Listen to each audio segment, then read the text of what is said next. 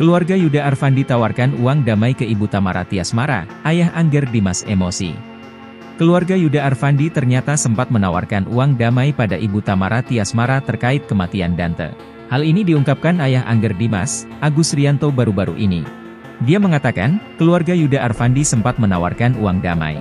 Adanya momen itu terjadi setelah Yuda Arfandi dinyatakan sebagai tersangka atas pembunuhan Dante, putra Angger Dimas dan Tamara Tiasmara.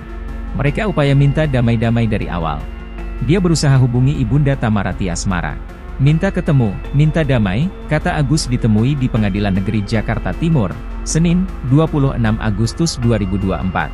Tak tergiur, Agus justru sakit hati karena cucunya dihargai uang. Padahal nyawa melayang. Menurutnya, keluarga Agus tidak menghargai nyawa seseorang dengan menggantikannya dengan uang. Adapun kasus kematian Dante masih berproses saat ini di Pengadilan Negeri Jakarta Timur. Sebagai informasi, Dante meninggal dunia pada 27 Januari 2024 di kolam renang daerah Pondok Kelapa, Jakarta Timur. Dante meninggal dunia diduga ditenggelamkan oleh Yuda Arfandi yang saat ini sebagai terdakwa dalam kasus ini. Yuda Arfandi didakwa pasal 340 KUHP tentang pembunuhan berencana dengan ancaman pidana mati atau penjara seumur hidup.